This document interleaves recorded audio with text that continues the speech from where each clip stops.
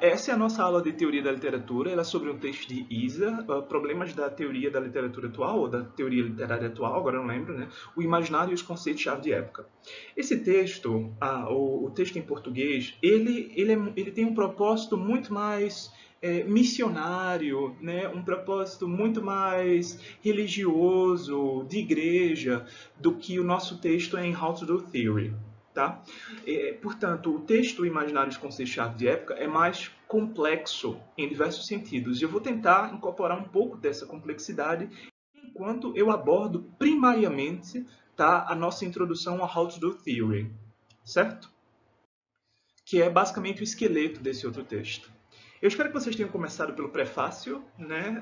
Eu coloquei o livro todo justamente para que vocês tenham acesso a tudo isso. É muito interessante ler o prefácio, olhar as conclusões, pesquisar ali aquelas teorias ou subcorrentes teóricas que vocês considerem mais interessantes, tá, gente?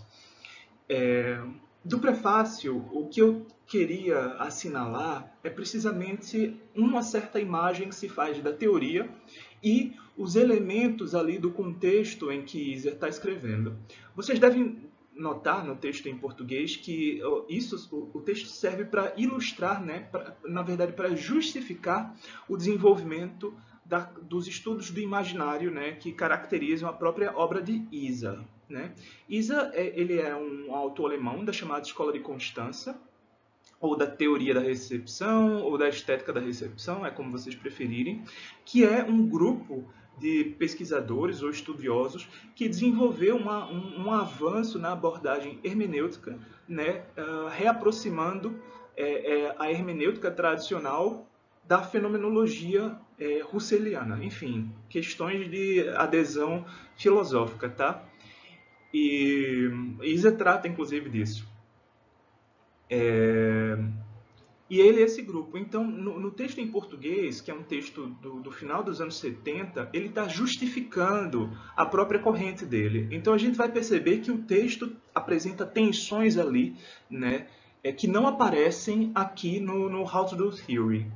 Ao mesmo tempo, o contexto do How to Do Theory é outro. Esse é um livro voltado, né, é uma série de how-tos da Blackwell, e há vários how-to. E esse é o livro inicial da série, se não é o primeiro, é um dos primeiros, tá? E ele adota uma perspectiva muito mais didática e menos engajada com a própria ideia do imaginário como sendo a solução para os problemas da teoria da literatura, né? Problemas da teoria da literatura. E aí ele chega ao imaginário porque o imaginário seria, né, uma das soluções. Pelo menos até que outra pessoa aparecesse para dizer, ó, o imaginário tem limites, né? Como ele vai colocar. Mas eu quero que vocês percebam que nessa introdução, nesse prefácio, a gente vê um conceito de teoria se desenvolvendo, a gente vê um contexto, né, e a gente vê uma observação assim que eu acho muito interessante sobre o caráter do exemplo. Bom, com respeito à teoria, a ideia básica é de que a teoria traduz arte, né, em cognição. Aí você diz, pô, como assim? Que diabos isso quer dizer? Quer dizer que a teoria provê uma língua na qual a gente coloca conteúdos da nossa experiência pré-cognitiva, tá? De modo a permitir, né, essa conversa sobre arte, sobre literatura como um todo. Ele diz, a teoria traduz arte em cognição para a qual é preciso um andaime, né, ou um tablado. Esse tablado, esse andaime, esse suporte, né, é uma premissa que serve para apoiar as demais estruturas, né, que vão ter dentro de uma teoria uma função. Essa linguagem assim ultra complexa da coisa, mas é basicamente o seguinte: quando a gente desenvolve um conceito, quando a gente tem uma definição, quando a gente tem, por exemplo, o herói, né, a categoria analítica do herói, do protagonista, a gente tem uma premissa. Tá? A gente tem a palavra herói, mas a gente sabe que o herói, em outra linguagem teórica, é um actante, certo? Portanto, é algo no texto que está exercendo a função. Então, eu posso ter uma narrativa sobre uma xícara de café que vai ao mercado, e essa xícara de café que vai ao mercado, né, sendo protagonista, vai executar certas funções. Ela pode nem ser, né, ativa no processo de construção. De repente é uma xícara que está sendo carregada, eu não personifiquei. Ela acaba indo, né, ao mercado porque ela foi carregada por outra pessoa. De qualquer modo, esses nomes, né, protagonista, actante, herói, todos eles são construções de definições, né, assentes sobre uma premissa que recorta o objeto, né? Isa diz também, com respeito a isso da premissa, que toda teoria se funda no uso de metáforas, mas a gente já vai chegar lá, tá? De qualquer modo, ele diz estruturas que servem a uma particular função, cujo preenchimento, né, é organizado através de específicos modos de operação. É sobre isso o livro, é sobre isso a introdução, tá? A introdução vai tentar mostrar, isso aqui é o núcleo duro do que ele vai expor. Mas é interessante também pensar essa coisa do contexto, né? Enquanto ali nos problemas da teoria literária atual dos anos 70, ele está formulando uma resposta, aqui nesse contexto ele está juntando as forças da teoria, por assim dizer, contra os anti-teoria. Então ele faz essa observação, né? Alguns leitores podem se perguntar ou imaginar por que é que não há ou pouco há menções ao estruturalismo, mal há, né, menções ao estruturalismo, pós-estruturalismo, pós-modernismo em intertextualidade no livro, né? São fenômenos importantes, mas não são teorias. Porque o que Isa está chamando de teoria é precisamente esse processo, essas definições, essas categorias bem recortadas para aplicação, enquanto esses ismos eles podem ter inspirado, eles podem ter determinado objetivos, eles podem ter dado inclinações argumentativas, mas eles não são, né, corpos teóricos bem definidos. Então, são movimentos, preocupações, conceitos, né? E o que ele diz também que é muito interessante, que na melhor das hipóteses, essas construções, esses ismos, né, levantaram esse reclame contra a teoria, tá? Esse grito contra a teoria. Por quê? Porque a gente tem a impressão de que a teoria, ela corta, reduz os objetos. E ela faz isso mesmo. Para que você tenha uma teoria, você tem um determinado conceito do que é essa obra, do que é o objeto literário ou objeto de estudo, né? E a teoria vai cortar esse objeto para que ele caiba dentro das definições, né? A teoria por si própria, ela não é especulativa, ela é limitada, tá? Então, existe esse partido na academia, isso aqui diz respeito ao contexto norte-americano, do chamado anti-theory, né? Mas por que as pessoas são teoria? Não tem como você fugir à teoria. Mesmo que a gente critique, né? Esse cara aí, isso aí é tudo, ele tá lendo Adorno demais e tá vomitando Adorno aí, isso aí é a aplicação de tananã. A gente até diz, isso é teoria aplicada, né? Teoria aplicada é a teoria que usa as coisas para ilustrar a própria teoria. Então existe essa crítica. No entanto, não existe concepção que a gente possa ter de nada sem um plano de fundo conceitual, né? A linguagem ela é pesadamente conceitual e a forma como a gente desenvolve a nossa experiência das coisas sempre passa pelos conceitos, né, em amplo sentido, operações culturais, né, de que a gente participa. Portanto, em alguma medida, não é possível antiteoria. Antiteoria é só uma forma vagabunda de teoria recalcada, tá? É um conservadorismo, né, idiota. De qualquer modo, a gente percebe, trata-se de não sair enfiando teoria em tudo. E aí a gente percebe bem, né, que existe um princípio de respeito aos textos que a teoria, por vezes, desrespeita e com intenção, muitas vezes, né? Eu acho muito interessante também que o Isa ele faz uma observação, ele está lá justificando, né, porque é que utilizou um determinado autor, Erhard Zweig, para abordar a teoria psicanalítica. E ele diz, em vez de utilizar as obras de modo a corroborar achados ou ilustrar princípios da teoria psicanalítica, né, Erhard Zweig procedeu na direção oposta, colocando a teoria psicanalítica para trabalhar, né, em favor da elucidação do processo criativo do artista. Portanto, qual é a diferença aqui? é que você não pegou uma teoria, colocou um objeto embaixo dela e cortou. Né? Pensem num cortador de legumes. Você põe o negócio em cima, faz tchuc, cortou o negócio, só sai naquele formato. Ele não está fazendo isso. Ao contrário, ele está mobilizando os conceitos de uma maneira complexa para elucidar um determinado processo. Tá? Eu acho muito interessante que essa é uma tendência da atualidade, ok? Inclusive, a gente já não está preocupado com essas definições hiperteóricas de nada. A gente está sempre muito mais envolvido, né, na mobilização de conceitos, categorias, eu diria, ad hoc, né, espontâneas, situadas, né, para desenvolver discursos sobre literatura. Então tem um autor que eu estudei bastante, vocês vão ver bastante, que é o Gumbast, que o que ele faz é chover conceitos para aquilo que é o propósito dele num determinado momento. Né? De uma certa perspectiva, o discurso fica desconjuntado, mas, de uma outra, com isso a gente consegue revitalizar algo das nossas discussões sobre literatura sem ser tão pesado assim para quem não é iniciado. Né?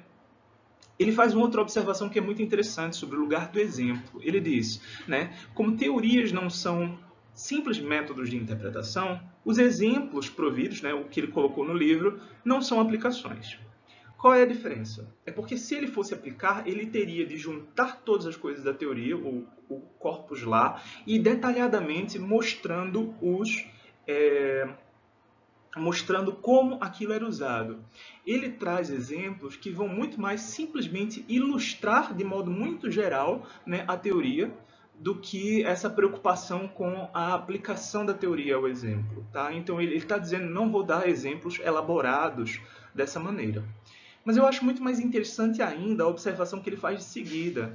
Né? Ele diz, as próprias teorias normalmente fazem uso, lançam mão de exemplos de modo a fundar argumentos básicos num ponto em que a explicação ficou de fora, saiu. Né?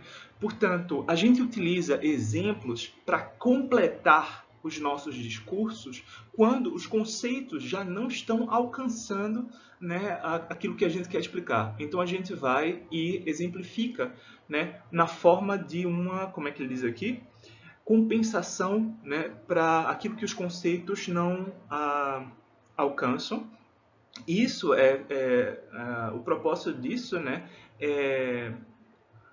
não é mobiliar, que furnish é mobiliar, né, colocar móveis. Guarnecer, né, as generalizações que a moldura de trabalho já não pode prover. Portanto, os exemplos estão lá para prolongar, né, a moldura conceitual onde ela já não pode chegar. E aí, né, propriamente agora, a introdução do texto. No começo, né, White Theory, ele faz uma pequena reconstrução da teoria. Ele vai dizer, né, a teoria ela surge num ponto da história da crítica em que há a substituição da poética aristotélica pela estética filosófica no limiar do século XIX. Né?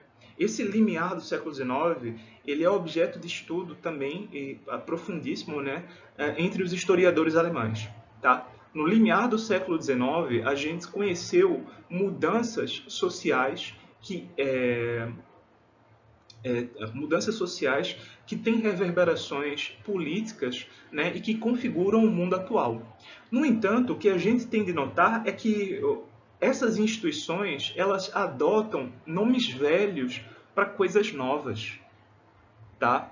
Então, pensem a palavra república. A república é um conceito da antiguidade, né, que se refere à manutenção da coisa comum. Então você poderia ter uma coisa comum, mas que era gerida por um tirano, certo?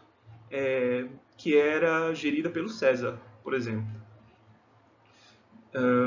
De qualquer modo, literatura, para mim, é um desses conceitos que se formula aí no final do século. Na verdade, a literatura propriamente é um pouco depois dessa virada, né? Mas a ideia de poesia, por exemplo, é um desses conceitos novos para coisas velhas.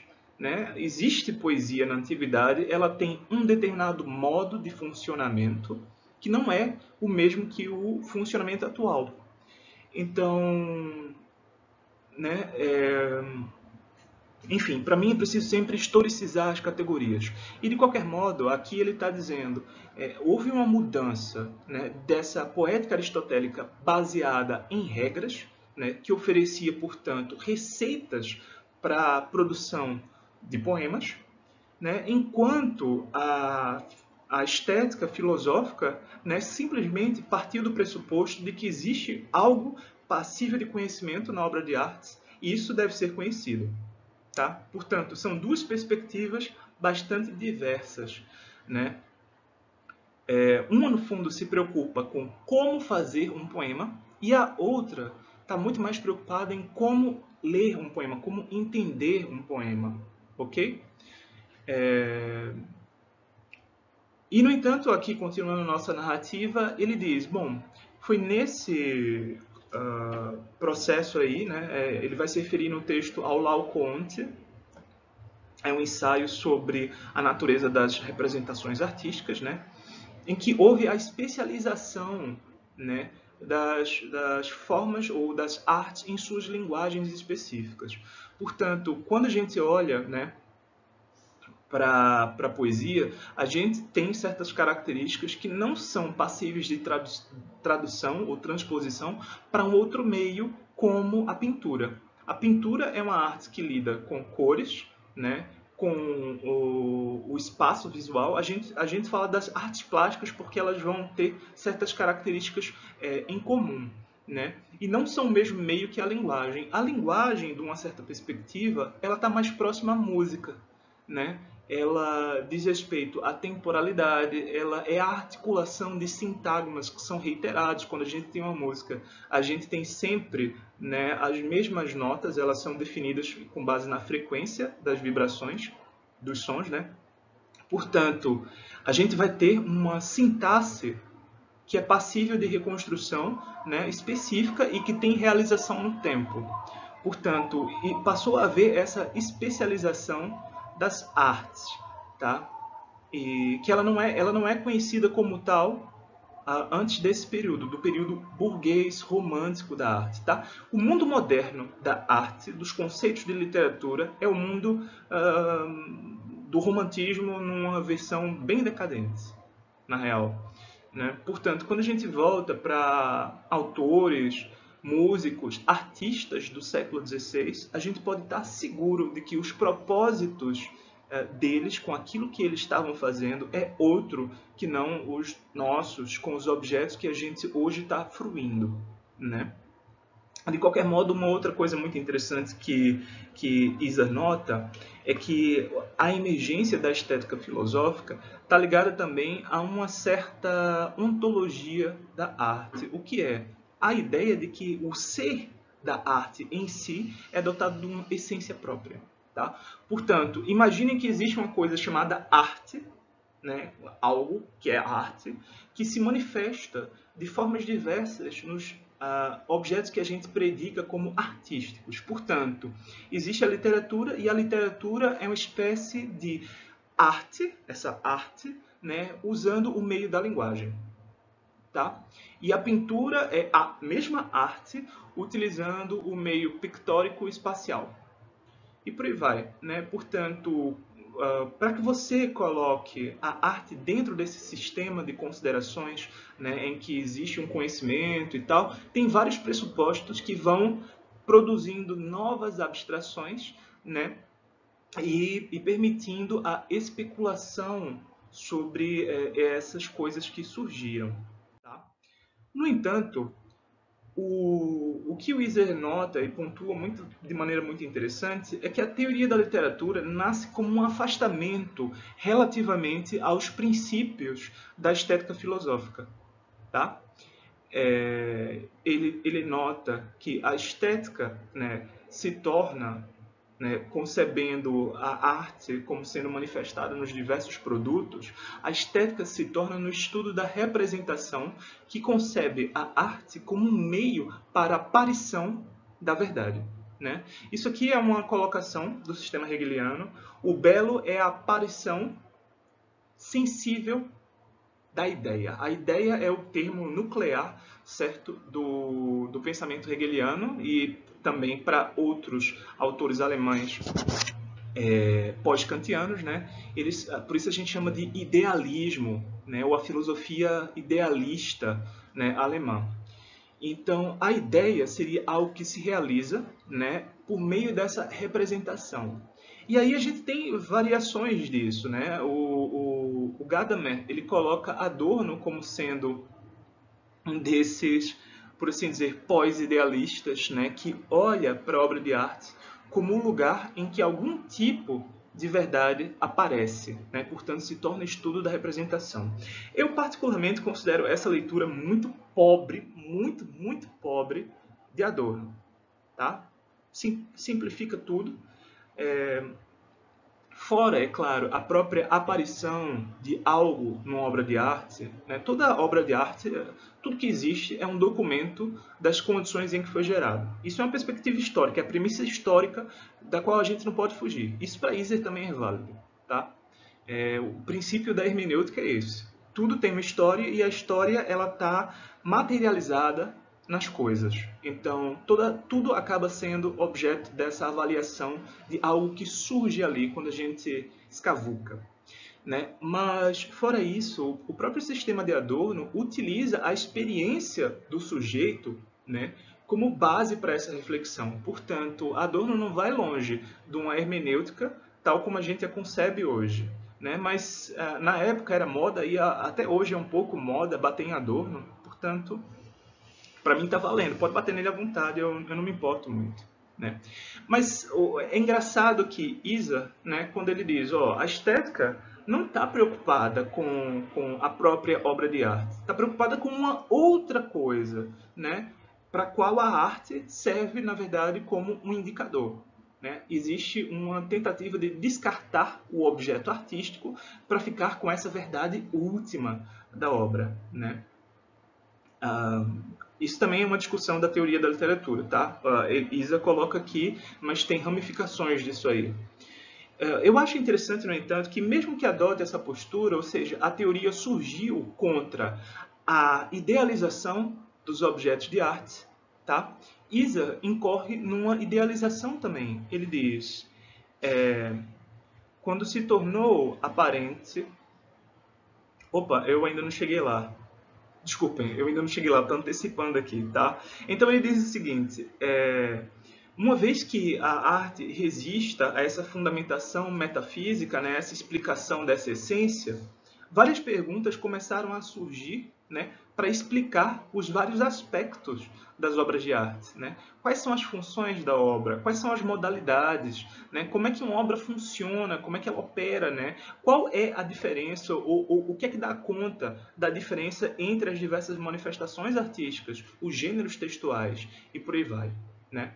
Então, contra essa redução do objeto artístico ao significado, à verdade de que ele seria portador, né, existe a produção de complexidade. A teoria acaba complexificando, né, as discussões, porque a gente começa a se preocupar com a linguagem, a estrutura de uma obra, a mensagem, né, a forma como as relações entre os significantes se estabelece, padrões e a própria comunicação artística, né, se tornam objetos dessa reflexão.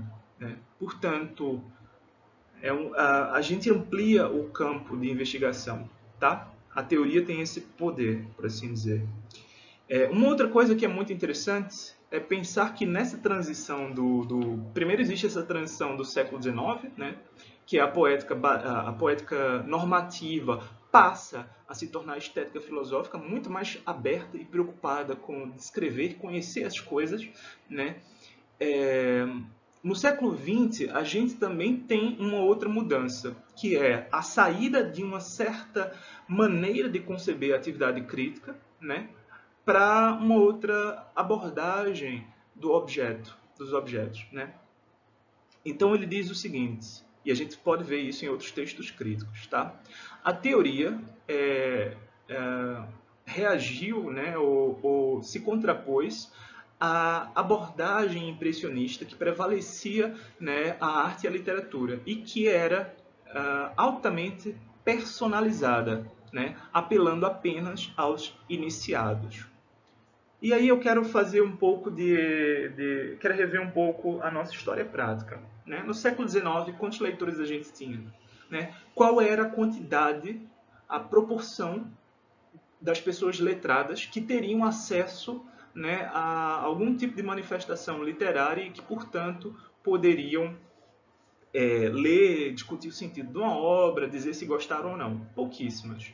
Portanto, nesse meio, nesse espaço, o que acontecia era haver uma certa centralização do discurso artístico, né, tanto da própria arte como sobre a arte, artístico em geral, que era chamado, a gente chamou de impressionismo crítico.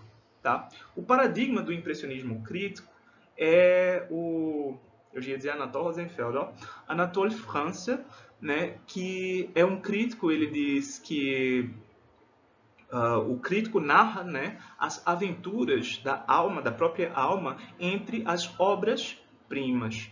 Tá? E a validade disso aí, né, dessa narrativa da alma entre as obras-primas, é precisamente o que a gente está chamando de obras-primas. Né? Portanto, somente os iniciados, aquelas pessoas que faziam parte desse grupo, né, tinham esse acesso e, portanto, estavam, por assim dizer, autorizadas a falar e a discutir sobre isso. E eles não faziam isso com base num método passível de universalização, né? Não era democrático, era restrito à esfera de circulação. Tá? Era basicamente um clube de leitura com uma galera opiniosa. Né? Então, a teoria cumpre essa função. Quando se tornou, ele diz aqui, necessário encontrar modos de acessar, né, arte e literatura que poderia, né, ou que objetificaria insights e separaria compreensão, né, a compreensão propriamente do gosto subjetivo. Quando, na crítica impressionista, gosto e o sentido da obra andam casados um com o outro, tá? Bem como o juízo de valor que é feito. E aí ele coloca várias razões para que haja uma mudança, né, nessa forma de conceber arte. Ele fala de um certo declínio, eu acho, não sei se ele utiliza dessa forma de expressão, né, do paradigma da educação da formação burguesa. Tá? A gente tem uma certa noção de escola do século XIX, né? Você imagina palmatória, ensino moral. Quando a gente lê, sei lá, estava pensando aqui no Raul Pompeia e o Ateneu, a gente vê isso bem, tá? A gente tem esse retrato do sistema educacional, né?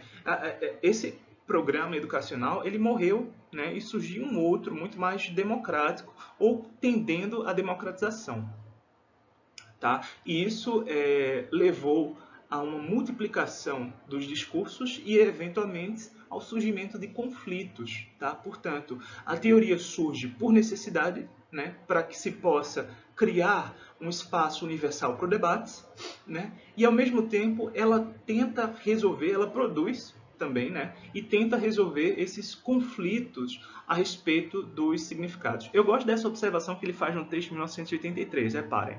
A tentativa de reagir à perda de prestígio da literatura na consciência pública ajudou ao aparecimento da teoria literária. Ou seja, como literatura é uma coisa que vai perdendo valor, para encarecer o valor da literatura, a gente elabora esses mecanismos altamente complexos de explicação. Né?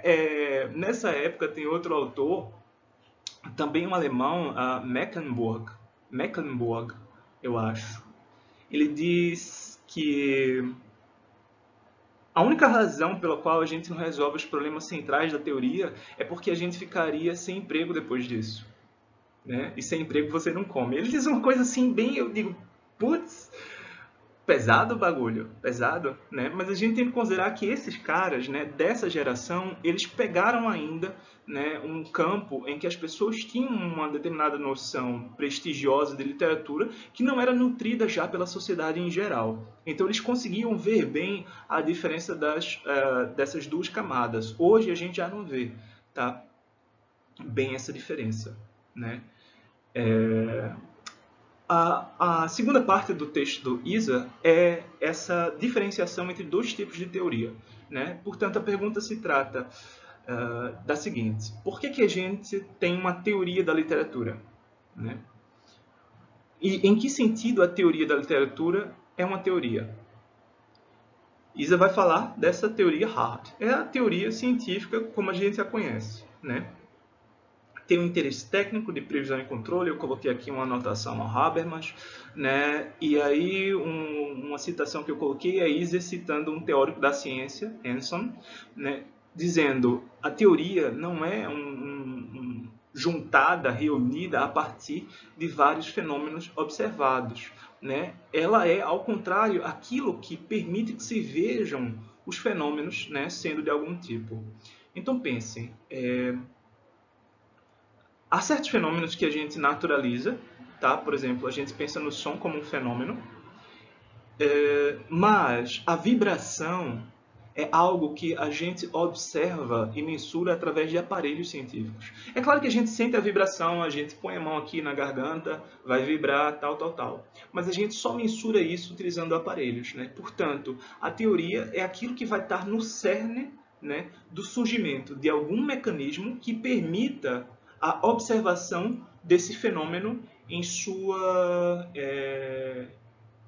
de formas cada vez mais específicas, né? Portanto recortadas pelo instrumento de trabalho do cientista. Já a teoria soft, ela não é dotada dessa característica, né? Isa diz que, ao contrário, a teoria é essa reunião de vários fenômenos que a gente já observa e a tentativa de formular um raciocínio a partir de coisas que a gente já observou. A teoria nas humanidades. Tá? Portanto, a gente está lidando, e a gente tem que ter noção disso, né, nas humanidades, com formações culturais. Os objetos das humanidades, eles existem, antes de tudo, na nossa cabeça. E esse é o grande problema, né, do chamado construtivismo. Tem um pé de verdade em você adotar a perspectiva de que tudo é construído. Não é que tudo seja em sua essência construído, como se a gente sentasse lá e imaginasse, né, mas tudo passa precisamente por essa construção e essa partilha, né, desses objetos que estão sendo construídos. Então a teoria se encarrega de reunir essas diversas construções, os seus fragmentos, né, e dar um corpo a algo. E aí ele diz que ele usa essa metáfora que é de Lévi-Strauss, né, do bricolage, né, da montagem lá dos pedaços, do encaixe das coisas. E ele coloca o seguinte: quando há bricolage, não é? Essa montagem aí de vários fenômenos, há uma adaptação àquilo que deve ser investigado. Portanto, a gente reúne várias coisas, tá, com vistas a alcançar uma determinada outra, né? E quando a gente faz isso, a gente também está disposto, né, a modificar um pouco essa estrutura, esse arranjo que a gente está fazendo, né, para incorporar novos elementos. Tá? Portanto, a teoria ela não tem o caráter, não tem a estabilidade, a teoria da literatura não tem a estabilidade que uma teoria científica tem, não tem o enrijecimento que ela tem. Tá? Ela não produz os objetos, portanto, ela está num outro ponto dessa relação com o mundo. Eu coloquei aqui uma citação de Lévi-Strauss, que é interessante conhecer, coloquei o linkzinho para vocês também, desse capítulo do Pensamento Selvagem, né? Se vocês quiserem ver, é muito interessante. E aí a gente tem o nosso resuminho do que seja uma teoria soft. Né? A teoria soft parte de um pressuposto que é sempre modificado diante dos dados. Eu tenho um conceito de literatura, mas ele não corresponde integralmente ao texto, e eu vou ter de lidar com isso. Isa diz que um dos elementos de uma teoria é que a coerência dela é fundada numa metáfora ou num conceito aberto. E aí ele diz, esse conceito aberto ele é marcado por equivocidade. Né? O que é um equívoco? Equívoco não é um erro. Equívoco, né, diz respeito à palavra voz, né, e equi, que é igual. Portanto, equivocidade é uma espécie de... é como dizer ambiguidade. Né? É uma ambiguidade. Tem as duas vozes ali, tem uma contradição. E aí ele diz, né, uma equivocidade com base em referências conflitantes. Portanto, só há disputa dentro das teorias, só há interpretação também da teoria, porque existe essa relativa plasticidade, até indiferenciação, tá, dos nossos conceitos. Volatilidade seria a melhor expressão para isso, tá? Os nossos conceitos, eles são voláteis. Depois ele continua. A teoria da literatura, ela não é, como a teoria científica, verificável. Quer dizer que você não pode mensurar a adequação entre a colocação teórica e o objeto, em última instância. De algum modo, o objeto vai sempre, né, na aplicação correta, né, se adaptar àquilo que está sendo colocado. Tá? Então, a gente precisa, muitas vezes, lutar contra, né, as inércias desse processo. Como, olhando teoricamente para aquele objeto, ele sempre vai ceder em alguma medida, como é que eu coloco a teoria para trabalhar em favor dele? Tá? Esse é um outro princípio que a gente adota, e não o princípio, né, da falseabilidade de Karl Popper. Vocês podem... É muito interessante vocês estudarem isso, né? Porque é como a gente diferencia o conhecimento das ciências humanas do conhecimento científico. Né? O conhecimento nas ciências humanas, ele não pode ser simplesmente refutado e, uma vez refutado, descartado. Ele tem outra dinâmica. Né? Ele segue a dinâmica do discurso, dos interesses, como Iser vai colocar. Né? Depois, Iser também observa que a teoria soft tende sempre à multiplicidade, porque são várias premissas, objetivos, recortes, resultados esperados que diferenciam teorias. Tá? Não existe a palavra final sobre nada disso, né? O que vai existir são interesses diversos. Nisso eu queria notar que ele já adotou uma outra perspectiva completamente distinta. Né? Aqui, as teorias surgem como...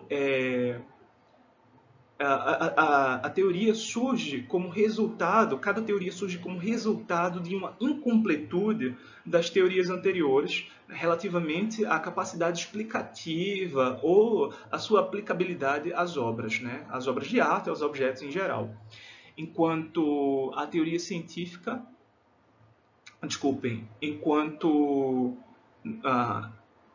havia uma disputa no texto de 83, né, de 79 e 83. Aqui, o que vai haver é uma relação muito mais amiguinha entre todas as possibilidades. Tá? Ele aqui é muito mais elogioso, como eu já tinha colocado. Ele diz também algo que é muito interessante. As humanidades não são uma empresa, né, uma ação, uma tentativa, um empreendimento de resolução de problemas. Isso aqui é básico. Quando a gente, como crítico, lida com a obra, a gente não quer chegar ao sentido final dela. A gente quer saber como essa obra se relaciona a determinadas coisas no mundo, se ela se ajusta, se ela recusa ao mundo, que tipo de processo está sendo negociado pela obra ou objeto que a gente tem diante da gente. Né? Portanto, trata-se de investigar o sentido, a função, avaliar a arte, questionar o porquê das coisas e até mesmo, vejam só o que ele diz aqui, explorar, né? Exploit, diz respeito a uma certa ampliação a partir de dados elementos, né? Explorar o potencial inexaustivo, né? Ou inexaurível, inexaustivo, inexaurível, enfim, esqueçam, né, da arte e da literatura, tá?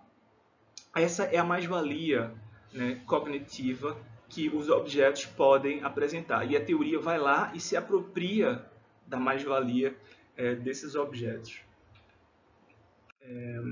Então, ele fala no trecho modos de teoria, ele começa aqui a explorar os processos de construção. Né? No anterior, ele colocou esses duas grandes noções de teoria e depois ele vai falar dos modos, como é que a teoria opera. Tá? Para mim, eu acho que o mais interessante aqui é pensar que a teoria ela sempre opera na forma de reduções locais.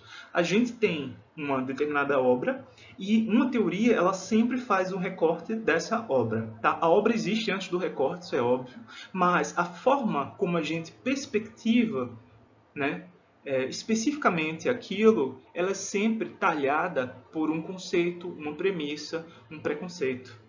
Tá? A hermenêutica gadameriana coloca aqui a ideia de preconcepção, tá? Preconceito. Então, a gente sempre, né, faz esse recorte, essa redução local. Depois, é o que eu vinha falando aqui da relação entre as diversas teorias. Né? No livro didático, ele vai colocar que quaisquer aspectos, né, que uma das teorias, dos conceitos, né, falhem em cobrir, né, recobrir, vão mais frequentemente do que não ser assumidos por outra abordagem, né, que vai, claro, ser submetida às próprias restrições e assim sucessivamente ad infinitum, né, ao infinito. Então, eu tenho um recorte, faço um recorte de um texto, eu quero lê-lo de tal modo. Né? Esse é o sentido da relação entre esses dois personagens. E outra pessoa, um outro crítico diz, mas o livro, infelizmente, não se esgota, né? Infelizmente para você, não se esgota na relação entre esses dois personagens. Para que você entenda os usos dessa obra, você tem de entender a recepção do público. Tá? Você tem de entender como o público da época se relacionou a essas representações. Ou você tem de restaurar as categorias.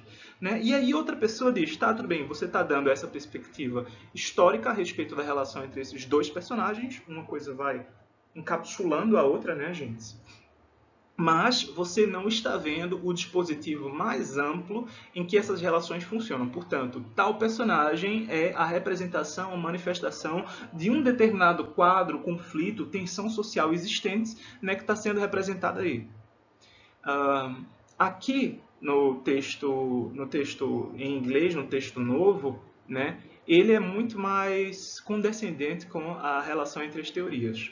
Né? Enquanto no texto em português, ele fala de uma relação reativa, tá? Uma reação relativa. Quando o método chega a um certo limite, né, quando ele se esgota, surgem outras necessidades que provocam novas teorias.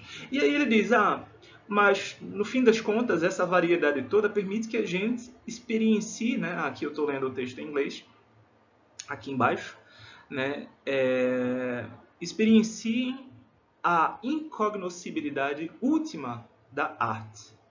Né? E aí isso é a ilustração da aporia estética. Como a obra de arte, ela, no fim das contas, é incognoscível, ela está constantemente solicitando a nossa compreensão, sem nunca permitir o fechamento da compreensão. Né? E uma vez que ela recuse essa tradução cabal, essa leitura última, né, ela vai permanecer para sempre, o futuro em aberto, etc. Ela sempre vai exceder, né, as molduras de trabalho cognitivas que a gente emprega para entender esses objetos. Eu queria notar, era isso que eu estava dizendo antes e acabei antecipando, eu queria notar, no entanto, que quando você diz arte, você está se referindo exatamente ao quê? A uma coisa que existe no mundo ou a um determinado conceito que pertence à própria natureza do intelecto humano, por assim dizer, natureza do intelecto, né? Portanto, a gente coletivamente tem um conjunto de ideias de uma palavra que radicalmente é equívoca, ela funciona para várias coisas. Arte, olha, o menino aí fazendo arte, quer dizer, aprontando, né, fazendo bobagem. A gente tem a arte que os camaradas fazem aqui na praia, né, quer dar uma olhada na minha arte, mestre, etc. A gente tem a arte como representado nos cinemas, né? Os artistas nunca são letrados, eles são sempre pintores, escultores e coisas assim, eles estão tão pouco se lixando para os poetas, né? Para os escritores, às vezes aparece, tá? Mas é sempre gente fora da casinha e tal, papapá, enfim. A gente tem essa representação da arte estudada, erudita, e a gente tem também a arte de massas, né? Quando a gente fala, o artista X da banda sertaneja, desculpa, eu odeio sertanejo, eu não vou compactuar com nada disso. O artista X e tal, né? A gente tem também aí uma noção de arte. Então, arte está lidando com várias manifestações diversas, né? E a gente está tentando encontrar algo ali, está tentando lançar proposições a respeito dos objetos que a gente chama de artísticos. E nesse processo, nessa tentativa da gente negociar coletivamente o que é arte, é claro que a gente não chega a um resultado final, né? Eu só me pergunto o quanto é válido a gente dizer que a gente experiencia, né, a incognoscibilidade última da arte. Porque, no fim das contas, a incognoscibilidade última aqui é do próprio sujeito humano, né? E eu não digo sujeito em particular, a pessoa, olha, Mateus, como você tem um certo em si que transcende e existe toda essa dinâmica do eu tenho algo aqui que eu quero exprimir e não consigo, porque isso não me vem as palavras, os meus sentimentos são incognoscíveis. Não. Trata-se de, coletivamente, a humanidade é um empreendimento em aberto. Né? A gente não é o bichinho, o animalzinho que cumpre ali a função, nasce, cresce, reproduz. Vocês lembram? Tem a figurinha da galinha, né? A galinha sai do ovinho, aí ela cresce, vira uma galinha, coloca ovinhos e depois ela vira um franguinho assado, né? É pena para ela.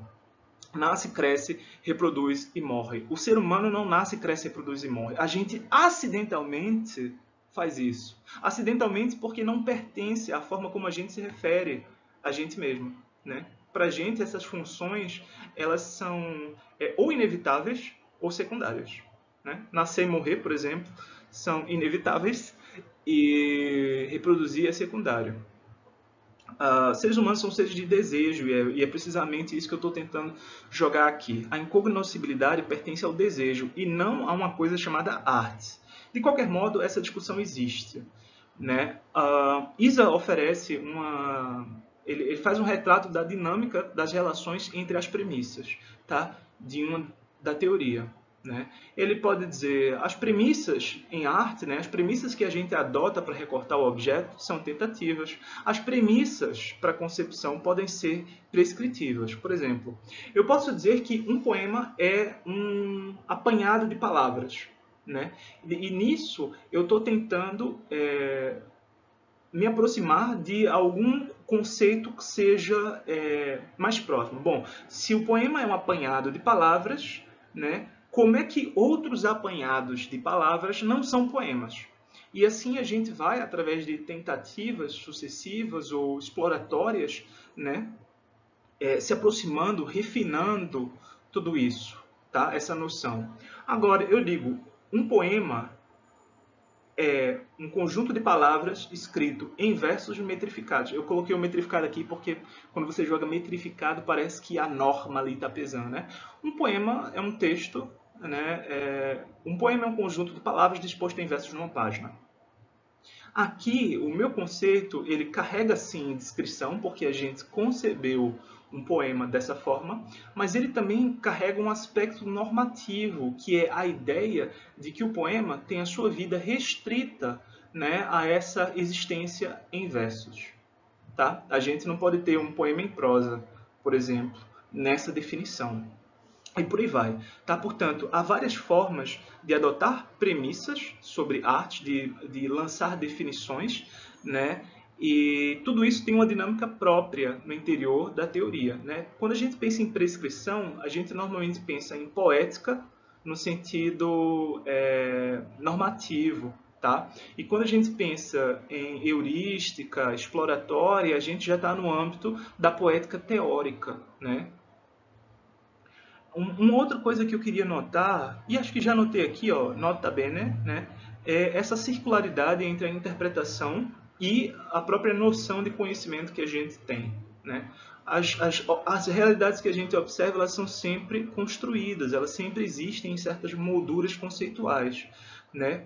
Então, quando a gente elucida esses objetos que a gente já concebeu, a gente sempre tende a adotar uma instância segundo a qual as coisas devem ser como elas são ou que podem ser de outro jeito. Então, Isa coloca aqui vários tipos, várias dinâmicas, né, com que as premissas se dão, mas na verdade, quando em última instância, a gente tem sempre, né, uma tentativa de explorar e abrir as nossas ideias e outra de restringir, de cortar, de limitar as nossas ideias e as coisas ao nosso redor. Tá, gente? De qualquer modo, a ideia da circularidade aqui é que sempre existe um ir e vir que permite a complexificação das nossas observações. Tá? A gente vai se aproximando da coisa através de tentativa e erro, através de pergunta e resposta, como vocês preferirem. Finalmente, a gente tem, né, os nossos conceitos-chave de época. Eu vou começar pelos três que ele dá, né? Estrutura, função e comunicação. Não se preocupem, parece que eu passo assim por cima dos slides. Os slides vão estar disponíveis para vocês lerem, mas vocês devem ter acompanhado isso já no texto, né? Estrutura, função e comunicação. Como eu já antecipei aqui, existe uma incompletude intrínseca a cada um desses macro recortes, né? Eu posso olhar para uma obra em termos de sua estrutura, posso dizer ela tem as formas tais, isso é um poema em versos, o herói é uma categoria analítica atinente à estrutura de um texto narrativo, ou eu posso pensar da perspectiva da função, que usos, né, esse poema tem, o que é que a pessoa que escreveu queria, por exemplo. Né? A ideia da intenção autoral na determinação do sentido de um texto coloca nesse plano, né, em relevo, a função, o papel do texto. Né? O texto é o quê? É a manifestação de uma subjetividade, né? É o registro de uma opressão histórica. Né? E eu posso também, quando eu saio, avanço um pouco para além desse quadro, né, observar o processo geral de comunicação que estrutura, né, a recepção dos textos e a sua produção também. Tá?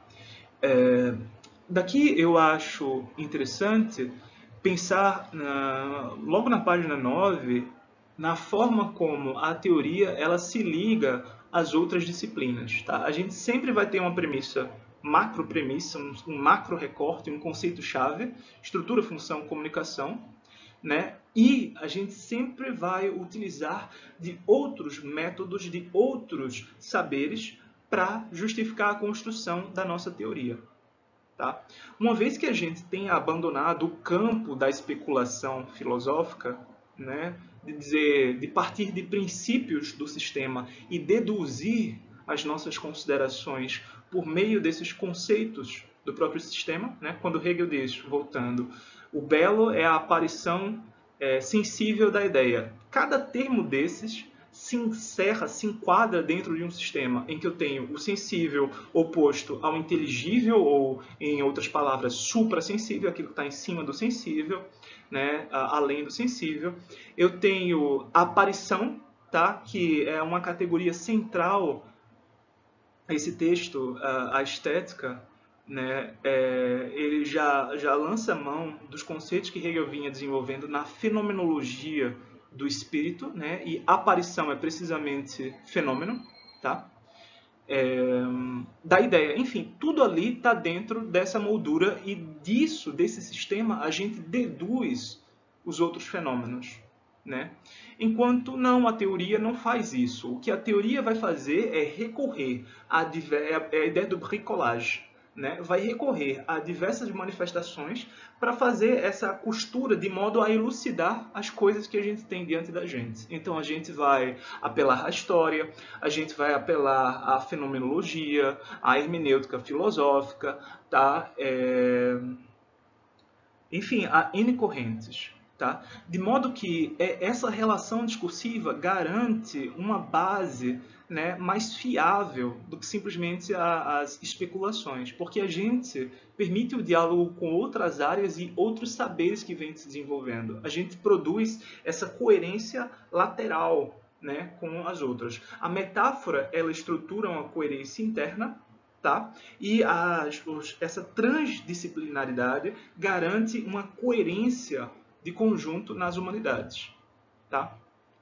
E aí é muito engraçado porque nesse texto do Iser, né, ele está retomando o de 83. E em vez de utilizar o mesmo caminho para justificar o imaginário, dizendo, falhou, o conceito de estrutura falha nisso, a função falha naquilo, a comunicação falha em outra coisa, ele vai e faz uma pequena propaganda ali do texto dele. Olha o que ele diz aqui, né? Tem as duas passagens. A ênfase das teorias modernas, está à esquerda, né, é nas relações entre a obra de arte, a disposição de seus recipientes e as realidades de seu contexto. Tá? Isso aqui é teoria da recepção, né, básica. Né? Teorias traduzem a experiência da arte em cognição que, sendo governada por critérios, né? Portanto, a cognição em que a gente traduz, provém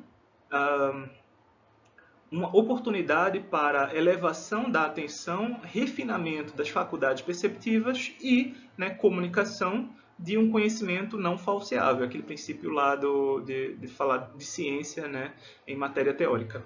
E aí ele continua. Além disso, teorias se estabelecem de modo, ou servem para, né, explicar a função social e antropológica da arte e, finalmente, servem como ferramentas para mapear a imaginação humana. E aqui vem essa pequena coisa, né, que, afinal de contas, é o último recurso que os seres humanos têm para se sustentar. Ou seja, embora ele já não tenha colocado aqui a própria corrente dele como sendo a última palavra em crítica, ele colocou a corrente dele como sendo o negócio mais característico da humanidade, né? A imaginação é aquilo que difere a gente, diferencia a gente dos animais, né? E aqui ele coloca isso, eu acho muito interessante. Esses trechos aqui que eu recortei, eu quero que vocês olhem nos slides, tá? Eles são basicamente pedaços do texto em português, aqui eu dei uma tônica tentando dar uma orientação. Né? Para mim, o que importa aqui é perceber como, a partir de certos recortes mínimos, a gente deriva programas e conceitos muito mais complexos. Né? Por exemplo, o que eu disse, o poema é um ajuntamento de palavras, portanto, a literatura é a arte da palavra. Portanto, se a literatura é a arte da palavra, ela se comporta como as outras palavras.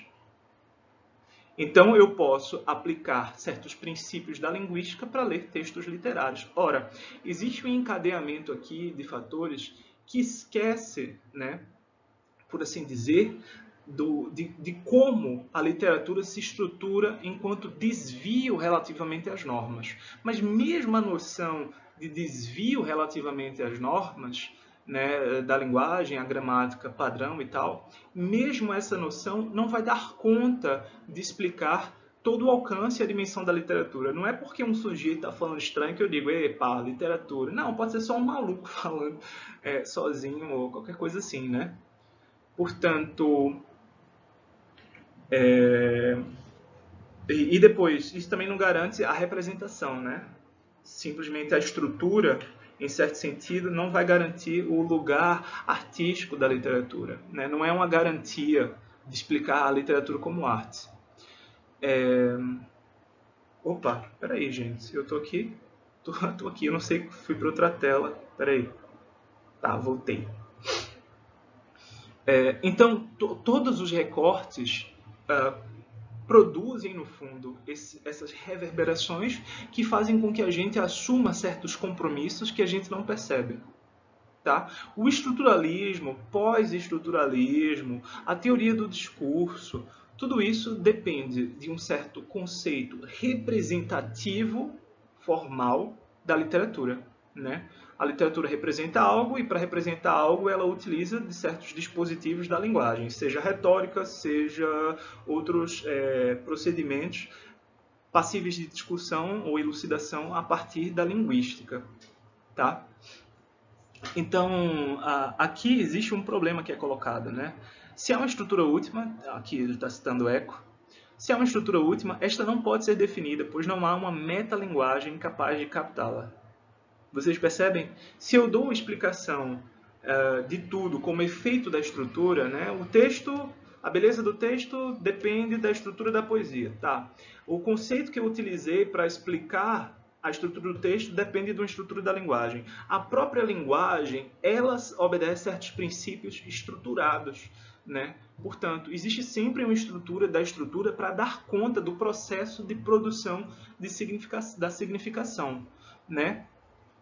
Então, o Berto percebe, né? Se a gente encontra uma estrutura atrás de outra, se existe atrás da estrutura do poema a estrutura da linguagem, se atrás da estrutura da linguagem existe ainda outra estrutura, a linguagem não define o poema. O que vai definir, em última instância, é a estrutura última. É isso que diz respeito, né, à essência das coisas, por assim dizer. Certo? É um problema básico de recursão lógica aqui, tá? De você transcender. Eu mencionei aqui esse texto, a gente vai eventualmente lê-lo, né? O sistema semiótico literário como sistema modelizante, primeiro porque trata dessa variante aí lotmaniana da teoria da literatura, mas também porque nisso a gente percebe bem o encadeamento das estruturas. Né? Nesse texto, o Aguiar e Silva vai estar lendo outra teoria. Ele diz: existe um código gráfico, né, as palavras impressas, existe um código verbal, existe o código métrico, existe o código... Ele vai até chegar ao semântico pragmático, ou seja, o código semântico pragmático é aquele que organiza as formas de falar no sentido da própria significação e que é partilhado por todas as pessoas, né, de um idioma. E isso é uma perspectiva, olhar para a linguagem como essa série de códigos, essa máquina hipercomplexa, né, de produção de sentido. Tá? Uma outra é pensar a função. E aqui eu percebi que a observação de Isa se refere a dois planos. Tá? No primeiro, as funções que uma obra desempenha com respeito ao próprio sujeito. Vocês devem lembrar lá o que ele diz da teoria. Tá? A teoria serve para a elevação da atenção, né, para aumentar a atenção, para melhorar, sofisticar as faculdades perceptivas, né, e tananã. E depois ele vai falar, e serve também para conhecer o mundo. Então são esses dois planos, né? Uma delas é a teoria formalista russa. Ela diz que as formas, as estruturas procuram, visam certos efeitos. Um desses efeitos centrais é o estranhamento, tá? Vocês devem lembrar disso, né? E um outro diz respeito, né, a um plano social, tá? O que é que a obra de arte está fazendo considerado o conjunto das ações humanas. E aqui ele vai citar um teórico alemão marxista, Enzensberger, né? Segundo Enzensberger, a arte deve compensar os déficits de sentido que derivam das relações de produção do mundo do trabalho. Você diz déficit de sentido, relação de produção do mundo do trabalho? É o fato de que a gente não se realiza no mundo em que a gente é explorado, né? Em que as coisas nos são tiradas. Pensem no operário que produz o objeto, o relógio caro, o carro, e que não tem um carro, não tem um objeto, né? Não tem um relógio caro. Isso aqui é anedotal quase, essa figura, né? Da pessoa que produz o carro e não tem, mas de fato se dá assim, o carro é caro. E aí, dentro desse recorte, né, a ideia de que o belo é uma compensação, a gente tem definições como essa que o Isa fez questão de citar. O belo nas artes é a sua ordenação utópica. Ele possui a mesma estrutura que a relação de sentido realmente realizada entre o indivíduo e a sociedade, determinada, né, por sua produção. Eu acho que essa tradução do Costa Lima, de 83, apresenta alguns problemas com respeito a certas palavras. Essa palavra realizada me parece problemática aqui. Eu acho que Isa queria dizer concretizada, tá? Concretizada. Quer dizer, a gente vive numa sociedade em que a gente é alienado. O nosso trabalho, ele não é produtivo para a gente mesmo como ser humano integral. A gente tem de vender certos pedaços da nossa vida, né? Então, o cara adora futebol, mas ele trabalha fazendo cálculos. Ele é contador. Sabe, não tem nada a ver com aquilo que o realiza como pessoa, mas a gente sempre vai tentar em alguma medida compensar e dizer, não, eu adoro meu trabalho de contador, eu sento aqui, ó, pego os meus cálculos, tem essas tabelas aqui, puta tesão pelas tabelas e tal, vou fazer aqui a minha análise, eu vi isso aqui, ó, eu consigo aqui, ó, esse abatimento no imposto de renda, viu? Mas, ó, não pode, tem de deixar quietinho, tá? Não sei o quê. Enfim, eu duvido muito que as pessoas realmente se realizem com o trabalho na forma do trabalho. É claro que algum grau de satisfação a gente é quase obrigado hoje a ter. Se você não gosta do seu trabalho, por que você não arranja outro? Né? As pessoas colocam assim como se fosse fácil. Em algumas sociedades isso até é possível. Né? Mas a questão se torna, no processo do trabalho, a gente vende algo que no fundo a gente não tem muito bem. né? É basicamente a ideia de mais-valia. O nosso trabalho produz um certo excedente de valor e ele é apropriado, né, esse excedente pelos outros. A gente trabalha mais do que a gente ganha para que alguém possa enriquecer, né, considerando o valor médio da hora de trabalho. Não tem muito como fugir desse circuito, tá? O trabalho é sempre explorado. E aí, isso provoca uma sutura no sentido. As minhas ações não correspondem quantitativamente a algo no mundo, existe um gap, existe um hiato aí, e o belo é a ordenação utópica, tá? Dessas relações. No belo, de algum modo, está materializado, sensibilizado, imaginado, tá? Uma relação social em que o indivíduo e a sociedade eles já não estão cindidos, né? Mas a minha parte no mundo, né? Ela encontra respaldo. É um mundo justo. O belo é, por assim dizer, uma cifra do mundo melhor, né? E essa axioma da estética marxista de Enzensberger também aparece, por exemplo, na estética adorniana e de muito marxismo mesmo, tá? E aí, nesse passo, quando ele está falando de estrutura, função, comunicação, ele vai sempre proceder a certas abstrações, o ISA, né, para poder ocupar um outro plano e explicar como um determinado conceito se encadeia no outro. Né? E aí ele vai dizer, se o texto literário é um ato intencional dirigido ao mundo, né, uma representação do mundo, um ato de consciência representando o mundo, então o mundo com que ele se relaciona não é simplesmente nele repetido, mas experimenta ajustes e correções, ou seja, não há a premissa realista está por água abaixo, porque isso é sempre filtrado, né, por essa consciência que recorta aspectos do mundo, né? A função do texto literário se funda, portanto, nas maneiras de fazer um balanço de um mundo problemático ou por ele problematizado, né? Por conseguinte, a relação texto e contexto funciona segundo um modelo de regulação de equilíbrio. Tá? Então, quando você abstrai, você já consegue ir ocupando planos e alcançando essas outras dimensões. Quando ele coloca, né, a função do texto mostrar, assinalar aqui uma sociedade socialmente reconciliada, uma sociedade justa.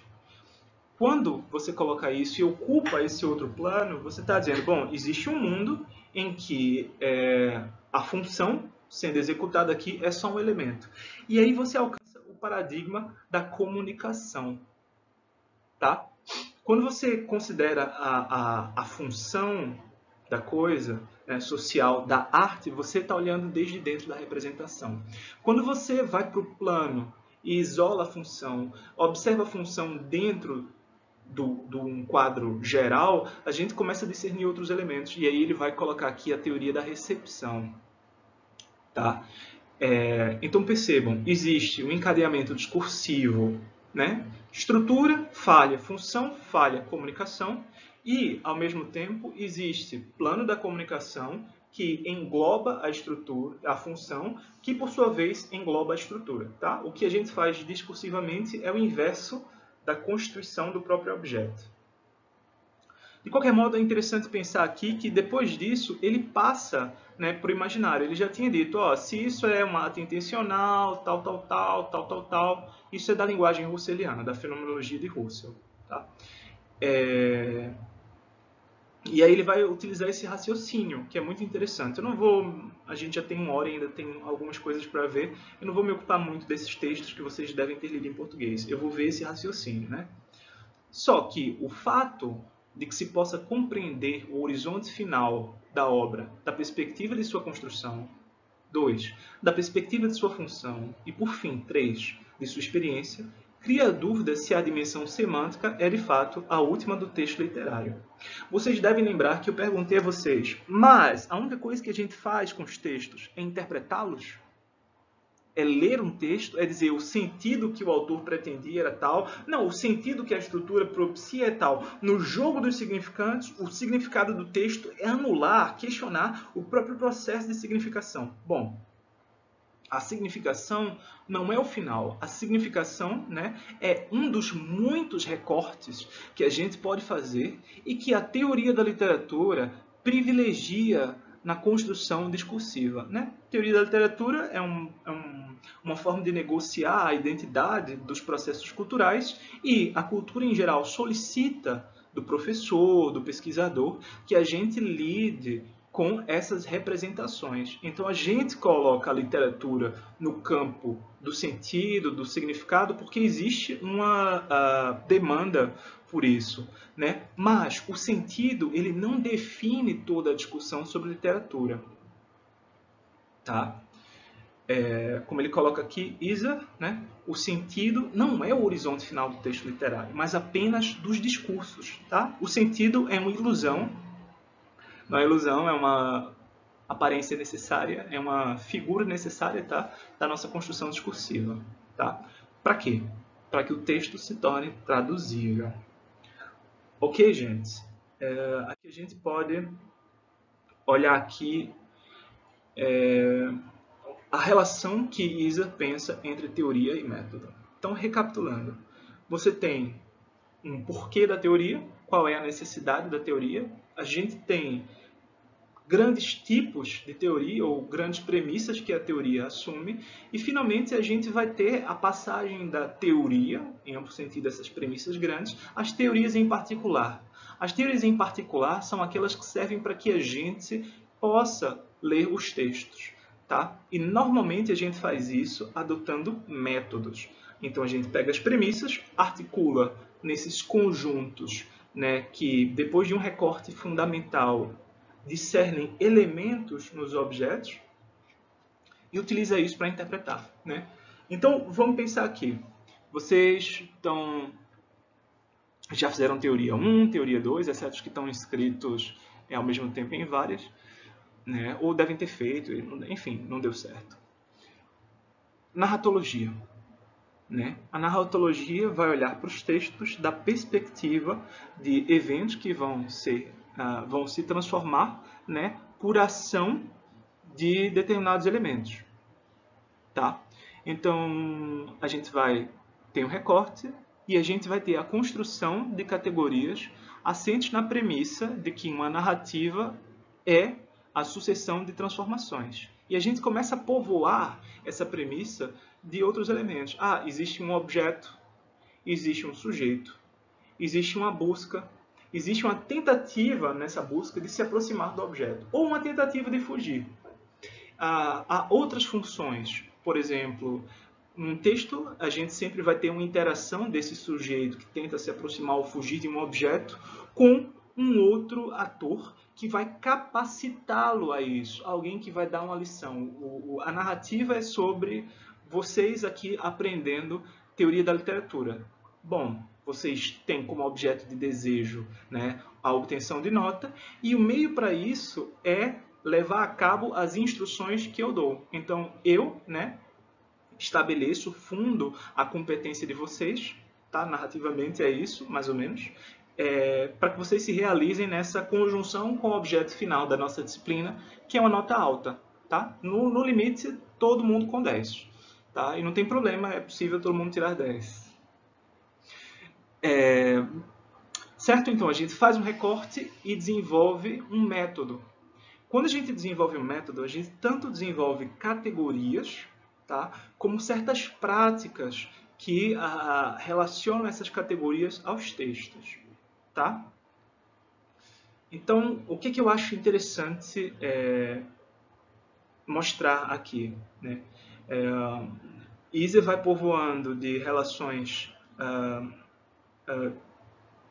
da teoria da literatura com os problemas que ela vai enfrentando naquele contexto, né? E aí ele vai fazer esse comentário sobre os antiteoria, né? Esse comentário, essa fala aí corrente do declínio da teoria, diz Isa, né, se refere à sua má leitura, em vez de tanto quanto, né, sua obsolescência, né?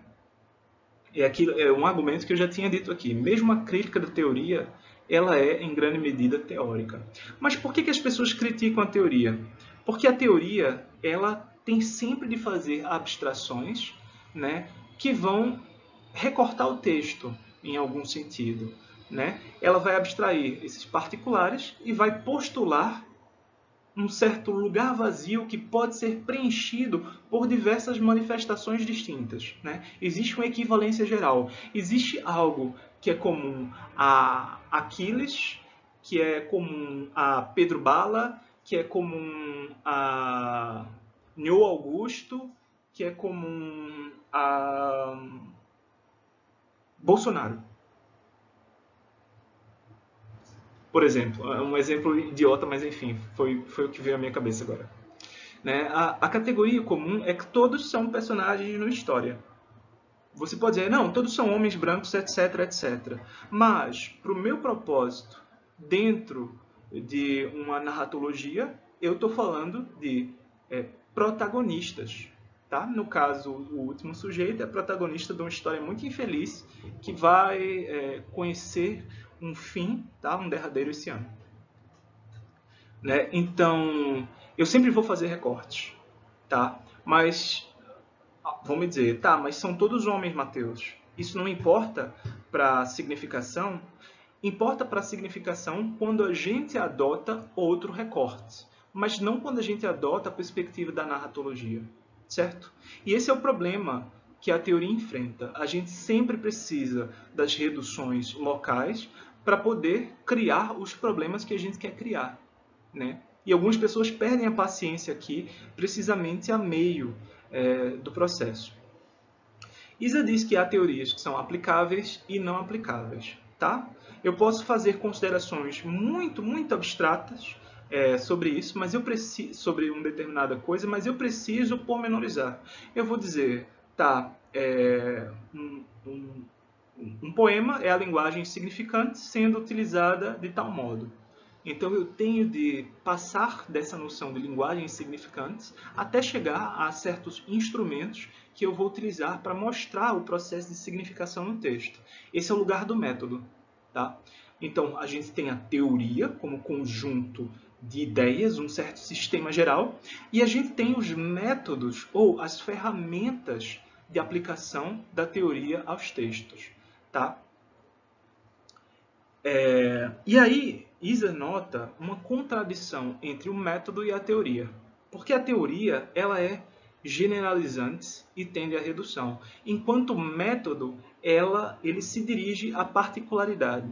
Em última instância, tá, na nossa relação com textos, as premissas que a gente adota são modificadas através da crítica. As nossas expectativas, tanto as mais inocentes e menos teóricas, tá? Quanto aquelas propriamente teóricas, elas sempre podem ser revistas na nossa forma de lidar com os textos. Tá, gente? É basicamente isso. Eu acho que Isa vai fazer aqui uma diferença também entre teoria e discurso, mas eu quero que vocês reparem. Existe os antiteoria. O problema dos antiteoria é que a teoria ela é abstrata. Então, como a teoria é abstrata, ela não dá conta de pensar certas coisas, certa existência dos textos e tal, né? Ela não dá conta da complexidade dos textos. Nesse sentido, né, a gente tem também um outro membro da disputa, a noção de discurso. Tá? E Isa está preocupado aqui em diferenciar a teoria de certos discursos que se aproximam, que parecem ter o caráter de teoria. Né? Ele vai dar essas noções, uma delas, a de Foucault, parece que é aquela mais interessante. Né? Para Foucault, o discurso é, segundo Isa, né, na leitura, mas está próximo, o poder de constituir domínios de objetos em relação aos quais, né, essa definição propriamente de Foucault, em relação aos quais uma pessoa pode afirmar ou negar proposições que são verdadeiras ou falsas. Tá? Portanto, para Foucault, o discurso estabelece uma ordem em que as nossas noções, os objetos, as coisas sobre as quais a gente fala, adquirem o caráter de verdadeiro ou falso, né? E dentro desses campos de disputa, a gente afirma ou nega essas proposições. Tá? Portanto, a teoria não tanto é esse poder de constituir objetos, ela de fato apresenta certas características comuns, mas o discurso, né, apresenta uma direção específica. Tá? Num campo discursivo, eu tenho o certo e o errado. Eu tenho demarcações daquilo que é aceitável dizer ou não aceitável. O discurso opera, né, por exclusões daquilo que não pode entrar nesse campo. Né? Já a teoria, ela explora, ela, né, Isa diz, né, levanta, suspende os limites colocados pelo discurso, né, abrindo novos territórios de significação antropológica. Significação aqui quer dizer implicação, importância, tá? Antropológica.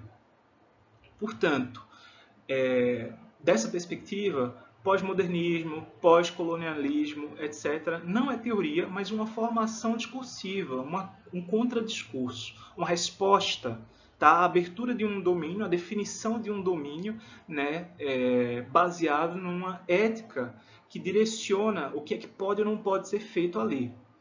E aí Isa vai eventualmente se confrontar com o problema de e a teoria feminista, né?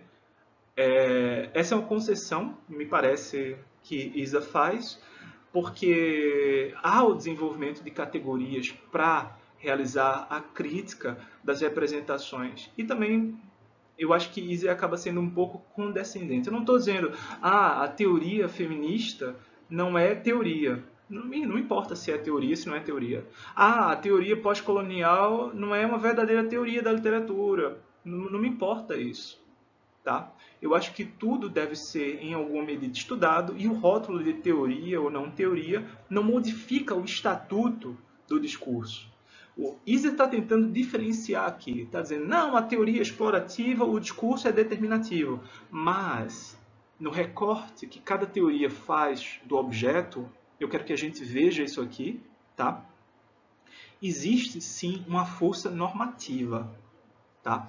Quando eu concebo o poema lírico como sendo a manifestação de uma relação com o mundo, em que o sujeito precisa exprimir algo, eu estou supondo de já, tá, que a necessidade de expressão do sujeito se deve a uma fratura entre ele e a sociedade.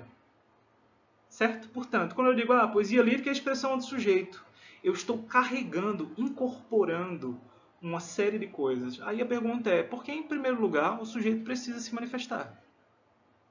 Que necessidade é essa que uma pessoa tem? Né? Portanto, a teoria ela sempre recorta, tá? E ela sempre implica uma noção que tem uma dada normatividade. Tá? Por exemplo, eu não posso, ou seria um mau poema lírico, né, fazer um poeminha sobre como eu me dou bem com o mundo. De uma certa perspectiva, não vai ter força, né, de solicitação, não vai ter nada. Adorno, por exemplo, vou sempre trazer esses exemplos, tá, de Adorno, ele diz que mesmo a representação da felicidade no poema tem como contrapartida o estado irreconciliado do mundo. Tá? Portanto, o poema é a expressão da dor e a representação da felicidade, né, é uma forma invertida de falar da dor. Portanto, né, tem uma mistura de recorte e círculo vicioso com uma normatividade relativamente a como, né, eu devo julgar um poema lírico. Tá? Tem de estabelecer uma atenção com a dor. O que mais, gente? Vamos ver. Aqui eu reuni, tá, o exemplo que ele constrói na introdução.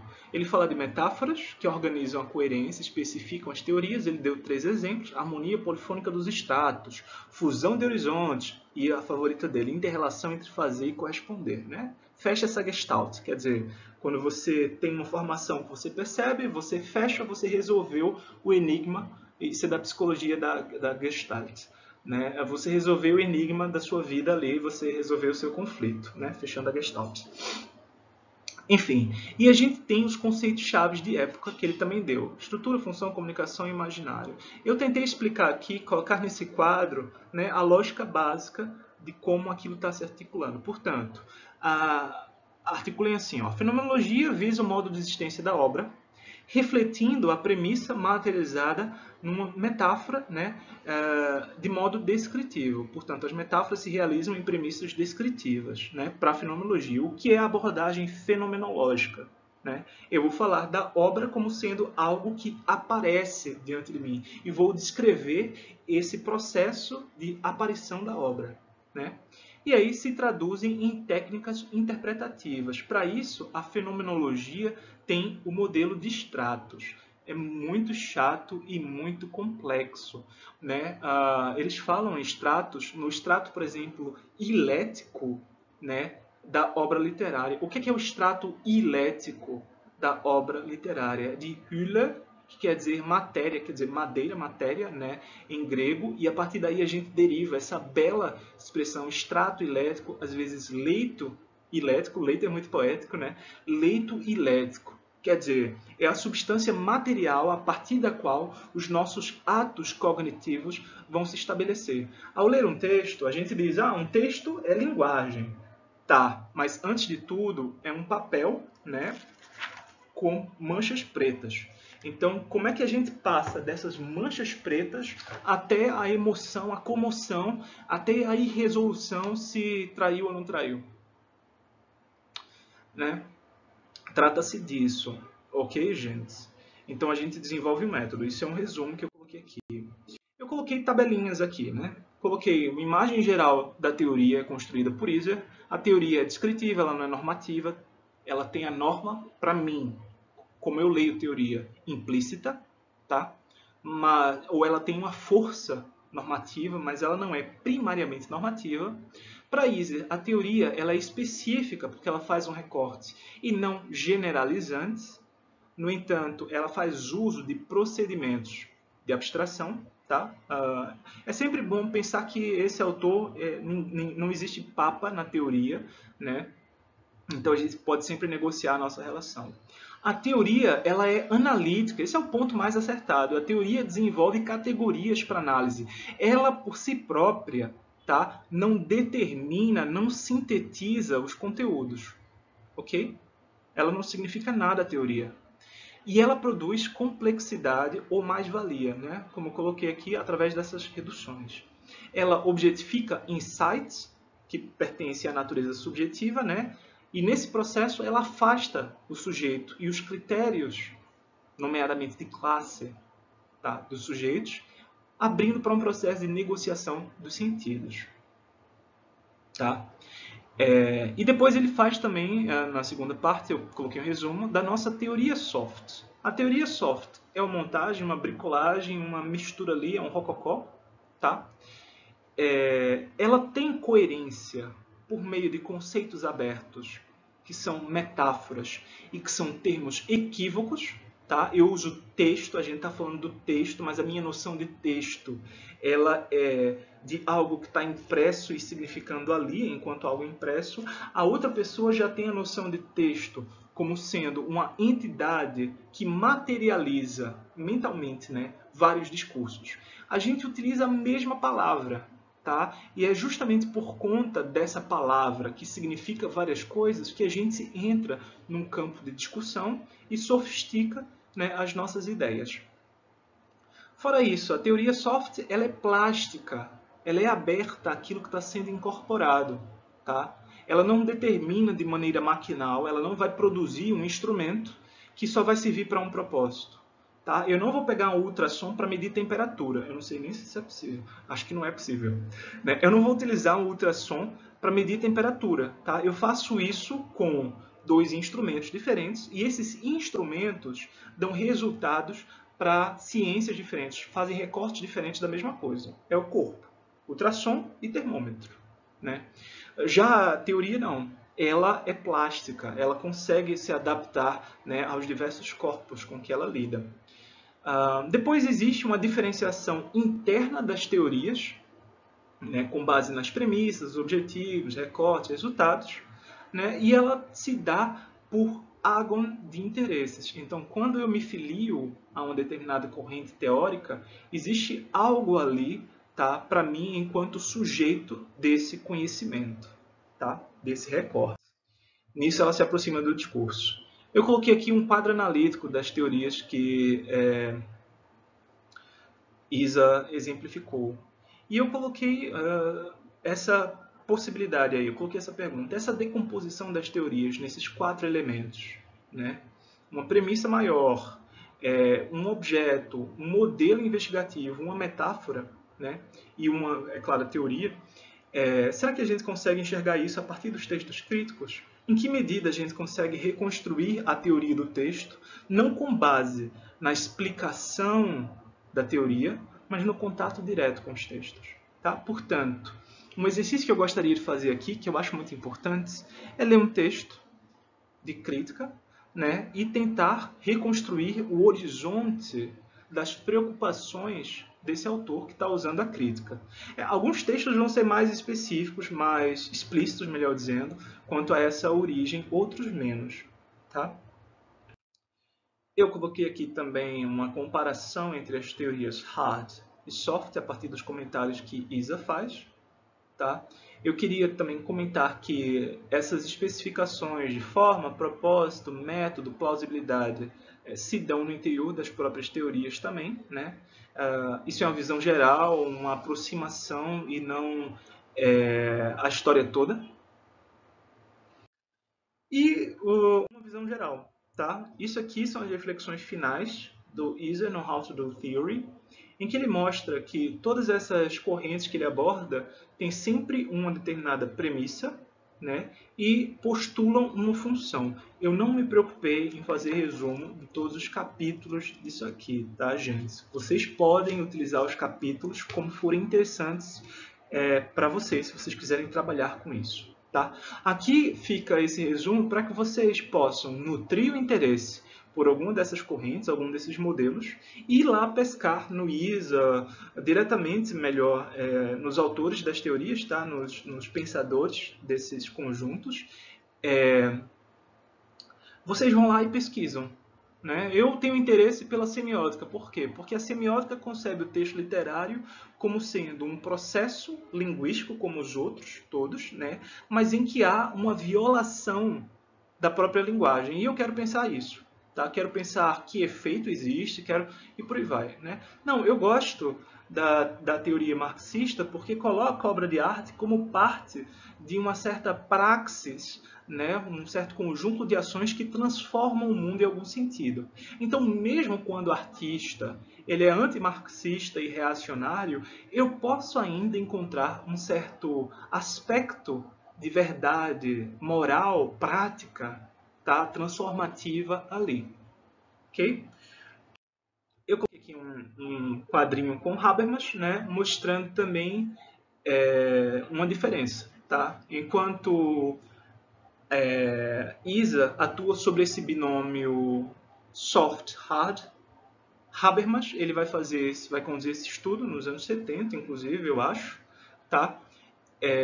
Falando de 3 grandes tipos de teoria. Uma instrumental, a técnico-científica, a hard de Isa, uma prática, um interesse que tem um interesse prático, vai ser a hermenêutica. A hermenêutica é fundamento de todas as ciências humanas, porque a gente se revela na academia como sujeitos de um desejo que a gente sempre está interpretando e reinterpretando o mundo à luz desse desejar.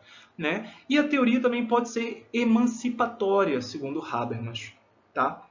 De uma certa perspectiva, uma teoria ela é emancipatória porque, em primeiro lugar, ela é histórico-hermenêutica, né? Mas ela dá um giro nessa recuperação histórica e hermenêutica e se preocupa com mobilizar os saberes, né, num determinado sentido. Então, uma forma simplificada de pensar é a ciência ela sabe algo, ela estabelece os dados. Né? Um saber prático visa lidar com certas situações. Então a gente sabe como essas situações se dão e sabe como contornar ou mediar essas situações. Mas mais radical seria, da perspectiva habermasiana, um saber por quê. Né? Por que as coisas se dão como elas se dão? E aqui a gente está no campo da ação prática. A crítica literária, né, refletindo a teoria, ela é algo entre esse interesse prático, entre esse saber e esse negociar processos compreensivos, mas ela também tem, se a gente quiser, tá, uma inclinação emancipatória, porque eu, como sujeito do conhecimento, participo do mundo com intenções, com desejos, com limitações e mobilizo as minhas ações de crítico, pesquisador, professor, né, visando, em última instância, algum benefício social, alguma transformação do estado de coisas do mundo. Né? Outras pessoas estudam literatura só por ser literatura. Ok, gente? Muito obrigado pela atenção de vocês. Esse slide, os slides todos, eu quero colocar ali, mas eu peço, por favor, mantenham entre nós os nossos slides. Tá? Inclusive, eu acho que vou bloquear. Aí vocês consultam os slides lá, tal, na tela, porque estão na tela, vocês não vão imprimir os slides, vão? Consultam lá na tela, tá? Entrando no coisa. Isso de baixar arquivos é muito old school. Computação em nuvem é característico da geração de vocês, vocês têm que se apegar a isso. Tá bom? Muito obrigado pela atenção de vocês, gente. Eu ainda vou fazer outro vídeo hoje explicando como são os trabalhos. E eu gostaria que vocês vissem também. Se não hoje mesmo, noutra ocasião. Tá bom? Muito obrigado. Tchau, tchau.